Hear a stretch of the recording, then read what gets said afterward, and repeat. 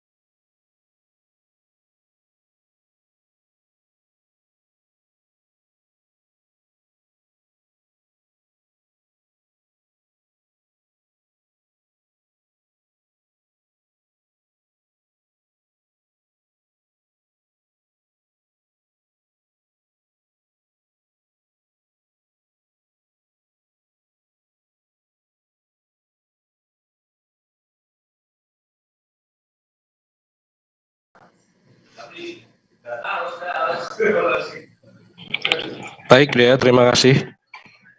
Puluhan koper jemaah haji Indonesia terpaksa dibongkar oleh petugas airgate. Pasalnya ditemukan masih ada jemaah haji Indonesia yang membawa air zam-zam di luar ketentuan. Sebagaimana diketahui, jemaah haji Indonesia ini sebetulnya sudah mendapat jatah air zam-zam sebanyak 5 liter dari pemerintah atau panitia penyelenggara ibadah haji. Tapi masih saja ada jemaah yang membawa sendiri air zam-zam itu dengan cara memasukkan ke dalam koper-koper mereka. Nah, tahun ini pemeriksaan barang bawaan milik jemaah haji memang semakin ketat. Ini karena ada aturan baru di Otoritas Penerbangan Arab Saudi atau GACA atau GACA, ya, di mana mereka melarang 1 liter pun air zam-zam atau bisa dikatakan sedikit pun air zam-zam untuk dibawa, baik itu di kabin ataupun di bagasi pesawat. Jadi dalam pemeriksaan ini ada beberapa jemaah haji Indonesia yang ketahuan membawa air zam-zam tersebut. Nah, ini air zam-zam yang ketahuan ini akan berakibat pada delay-nya penerbangan, karena pemeriksaan ini akan berakibat semakin panjangnya proses pemeriksaan atau tas-tas jemaah haji itu akan dibongkar begitu ada yang ketahuan. Nah, ini bisa berimbas pada terdelay-nya penerbangan pulang ke tanah air. Sebagaimana diketahui, gelombang pertama pemulangan jemaah haji Indonesia dijadwalkan pada tanggal 15 Juli atau hari Jumat besok. Nah, H-2 sebelum jadwal kepulangan ini tas-tas jemaah haji Indonesia ini akan diperiksa terlebih dahulu oleh petugas Otoritas Penerbangan Arab Saudi. Nah, dari pemeriksaan ini kalau ada yang ketahuan membawa, maka seluruh tas akan dibongkar untuk dilakukan pemeriksaan ulang sehingga ini bisa berimbas pada terdelay-nya penerbangan. Panitia penyelenggara ibadah haji Indonesia kembali mengimbau kepada jemaah haji Indonesia agar tidak membawa air zam-zam di luar ketentuan, karena percuma saja meskipun disembunyikan lewat cara apapun, yakni biasanya ditutup dengan lakban, itu tetap akan ketahuan karena pemeriksaan tahun ini akan semakin ketat. Jemaah haji Indonesia diimbau untuk tidak membawa karena sudah mendapatkan jatah air zam-zam sebanyak 5 liter. Begitu dia. Baik, Tribuners, rekan Aji juga sudah mendapatkan keterangan dari kasih layanan kedatangan dan kepulangan Daker Bandara Edayanti Dasril. Berikut keterangannya. Itu mungkin adalah jadi pemerintah Saudi memfasilitasi negara-negara yang pemerintahnya tidak memberikan fasilitas pengiriman zam-zam. Kalau jemaah haji Indonesia sudah kita fasilitasi, Mbak. Jadi seluruh jemaah haji saat ini zam-zamnya sudah berada di asrama haji debarkasi. Kita sudah angkut lewat empty flight. Jemaah haji tidak perlu repot-repot lagi membeli zam-zam. Jadi proses city check-in yang kita lakukan tidak seperti negara-negara lain yang mereka mendorong sendiri barang bagasinya, check-in sendiri, nimbang sendiri. Kalau seandainya terjadi over baggage, excess baggage, mereka harus bayar gitu kan. Dan mereka berlelah-lelah mengantri berjam-jam karena proses itu. Sementara jemaah haji Indonesia ketika sudah terjadi penimbangan di sini, pemeriksaan, mereka akan menemukan bagasinya itu di asrama haji debarkasi.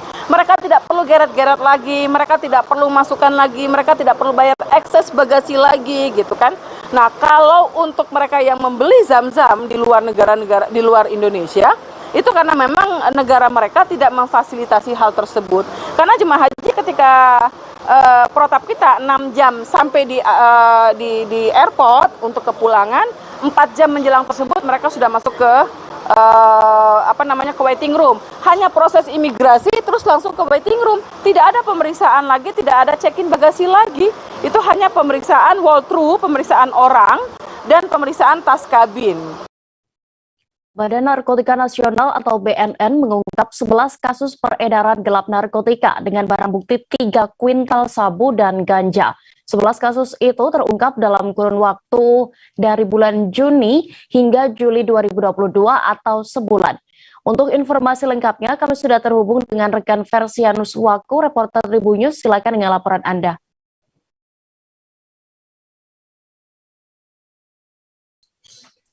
Baik rekan Dea, tadi baru saja Badan Narkotika Nasional atau BNN mengungkap 11 kasus pengedaran gelap narkotika dengan barang bukti 3 kuintal sabu dan ganja. 11 kasus tersebut terungkap dalam kurun waktu dari bulan Juni hingga Juli 2022 atau sebulan. Deputi Pemberantasan BNN, Irjen Paul Kennedy mengatakan pada kasus ini pihaknya telah mengamankan sebanyak 22 tersangka dan 3 orang lainnya masuk dalam daftar pencarian orang atau DPO. Dari sejumlah kasus tersebut, BNN pun berhasil menyita narkotika dengan jenis sabu seberat 119 kg dan ganja seberat 181 kg. Sayangnya, dari 22 tersangka tersebut terdapat 3 oknum anggota TNI dan 1 oknum anggota Polri yang terlibat. Menurutnya, untuk anggota Polri berinisial E ditangkap di Dumai Riau pada Jumat 8 Juli 2022 lalu bersama seorang warga sipil berinisial Y dengan barang bukti berupa 52,90 kg sabu. Sementara 3 orang anggota TNI berinisial MS, BH, dan J ditangkap bersama seorang kepala gudang ekspedisi berinisial L di kawasan Pesanggerahan Jakarta Selatan pada Selasa 5 Juli 2020 lalu dengan barang bukti 61,10 kg ganja. Terhadap kasus tersebut, Kennedy pun menyayangkan atas keterlibatan dari oknum TNI dan Polri terhadap kasus tersebut. Sebab menurutnya, aparat penegak hukum seharusnya merupakan garda terdepan dalam memberantas narkotika di tanah air. Atas perbuatan tersebut, para tersangka pun dijerat pasal 114 ayat 2 Junto, pasal 132 ayat 2, pasal 112 ayat 2 Junto, pasal 132 ayat 2, pasal 111 ayat 2 Junto, pasal 132 ayat 2 Undang-Undang Narkotika nomor 35 tahun 2009. Para tersangka pun mendapat ancaman maksimal hukuman mati. Demikian laporan dari saya rekan Dea. Baik, terima kasih rekan Versianus waktu untuk laporan Anda. Selamat kembali bertugas. Kita beralih ke informasi berikutnya. Sidang Komisi Kode Etik Polri peninjauan kembali atau KKEP-PK terhadap AKBP Brotoseno akhirnya selesai. Hasilnya ex-napi korupsi itu resmi dilakukan pemberhentian tidak dengan hormat atau PTDH sebagai anggota kepolisian. Apa saja alasannya akan dilaporkan oleh rekan Iqman Ibrahim, reporter Tribun News. Silakan dengan laporan Anda. Ya benar rekan ya, sidang Komisi Kode Etik Polri peninjauan kembali terhadap AKBP Brotoseno akhirnya telah selesai digelar. Hasilnya memang ex-napi korupsi itu resmi dilakukan pemberhentian tidak dengan hormat sebagai anggota kepolisian. Adapun sidang Komisi Kode Etik Polri peninjauan kembali dilaksanakan pada Jumat 8 Juli 2022 pukul 13.30 waktu Indonesia Barat. Putusan sidang Komisi Kode Etik Polri itu terdaftar dengan nomor KKEP PK _1 _7 Romawi _2022. Selanjutnya hasil putusan KKEP PK itu bakal dikirimkan kepada bidang SDM Polri. Nantinya mereka bakal menerbitkan surat keputusan PTDH kepada Brotoseno. Adapun sidang Komisi Kode Etik tersebut dipimpin langsung oleh Wakapolri Komjen Gatot Edi Pramono. Pembentukan KKP itu juga berdasarkan perintah Kapolri Jenderal Listio Sigit Prabowo. Memang sebagai informasi, nama Brotoseno mencuat seusai disorot oleh Indonesian Corruption Watch. Mereka mempersoalkan Brotoseno yang juga merupakan ex-napi korupsi kembali aktif bertugas di Polri. Diketahui memang Brotoseno sempat bertugas sementara sebagai Divisi Teknologi Informasi dan Komunikasi di Polri. Dia diperbantukan di tempat tersebut seusai bebas dari penjara. Demikian rekan dia. Baik, berikut Tribuners keterangan dari Kabag Penum Divisi Humas Polri Kombes Nurul Aziza, selengkapnya kami tampilkan. Assalamualaikum warahmatullahi wabarakatuh. Salam sejahtera untuk kita semua. Yang saya cintai dan saya banggakan ke rekan-rekan media, pada sore hari ini saya akan menyampaikan beberapa update. Yang pertama terkait dengan sidang KKEP PK atas nama AKBP Brotoseno. Hasil dari sidang KKEP PK yang dilaksanakan pada hari Jumat tanggal 8 Juli 2022 pukul 13.30 WIB memutuskan untuk memberatkan putusan Komisi Kode Etik Polri nomor PIP 72 10 Romawi 2020 tanggal 13 Oktober 2020 menjadi sanksi administratif berupa PTD. Decoder CCTV di sekitar rumah dinas Kadif Propam Polri Irjen Verdi Sambo, Kompleks Polri Duren 3, Jakarta Selatan langsung diganti seusai insiden baku tembak dua ajudannya. Namun Ketua RT setempat mengungkap, padahal CCTV di sekitar kompleks yang tersambung ke pos Satpam itu tidak ada yang rusak. Untuk informasi lebih detailnya, kami sudah terhubung dengan reporter Tribun Jakarta, ada rekan Anas Furkon Hakim. Silakan dengan informasi Anda. Ya, baik rekan dia, dalam kasus ini Tribun Jakarta.com telah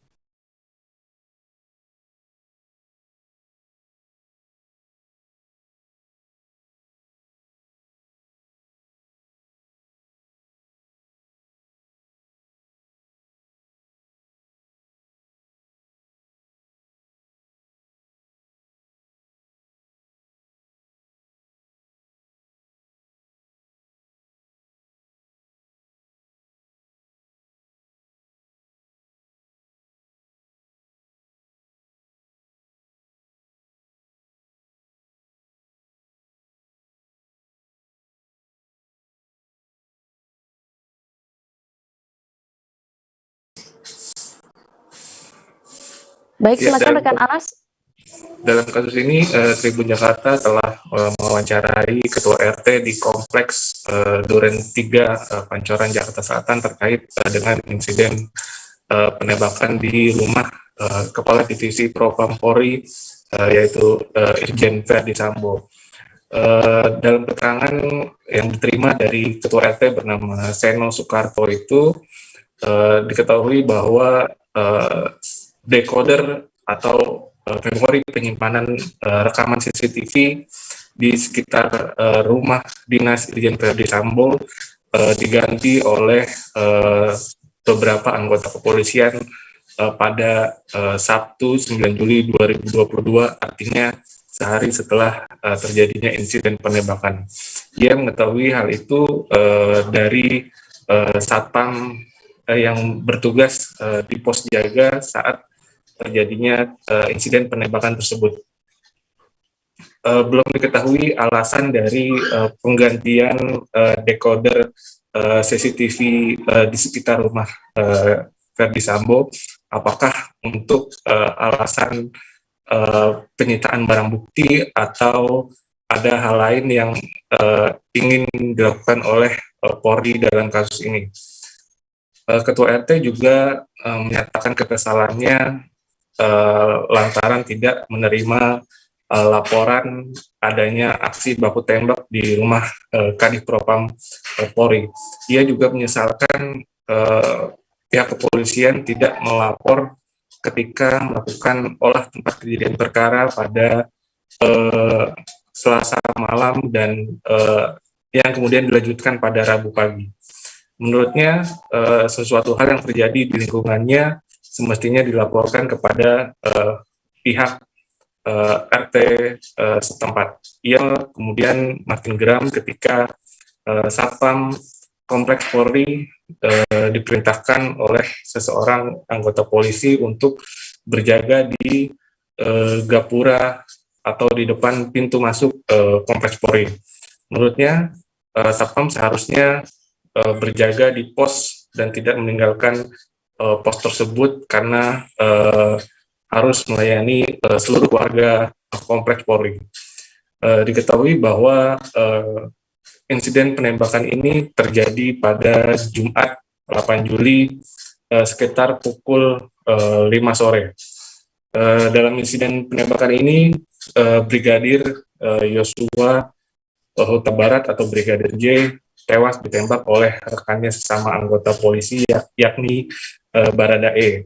Peristiwa itu menurut versi polisi dipicu karena adanya aksi pelecehan seksual yang dilakukan oleh Brigadir J terhadap istri dari Kadif Propam Polri. Saat itu istri dari Kadif Propam berteriak meminta pertolongan dan sontak membuat reaksi dari Baradae langsung turun ke bawah untuk memberikan pertolongan. Namun reaksi dari Baradae disambut dengan tembakan dari Brigadir J. Baku tembak pun tak terelakkan hingga menewaskan Brigadir J. Diketahui bahwa dalam baku tembak itu Brigadir J menggunakan senjata jenis HS-9, sedangkan Baradae menggunakan senjata jenis Glock 17. Brigadir J melepaskan 7 tembakan, namun semuanya tidak mengenai dari Baradae. Sementara sebaliknya Baradae melepaskan 7 tembakan, maksud saya melepaskan 5 tembakan dan semuanya mengenai Brigadir J. Kasus ini masih terus diselidiki oleh tim gabungan dari Mabes Polri dan juga Polres Metro Jakarta Selatan. Begitu dia. Baik, terima kasih rekan Anas Furqon untuk laporan Anda dari Jakarta. Selamat kembali bertugas. Kita beralih ke Kepulauan Riau, Tribuners. Subdit 1 Indaksi Direktorat Reserse Kriminal Khusus Polda Kepulauan Riau menangkap 3 unit mobil mewah di Batam. Kendaraan itu diduga diselundupkan mafia ke Batam untuk selanjutnya dikirim keluar Batam. Untuk laporan lengkapnya kami sudah terhubung dengan rekan Beres Lumban Tobing, reporter dari Tribun Batam. Silakan dengan laporan Anda. Oke, baik. Selamat sore, Tribuners. Selamat sore, rekan Dea. Jadi perlu kami informasikan bahwa Subdit 1 Direktorat Reserse Kriminal Khusus Polda Kepri kembali berhasil mengamankan 3 unit mobil mewah berjenis Sport gitu. Nah, 3 mobil tersebut merupakan X yang diselundupkan dari Singapura masuk ke Batam begitu.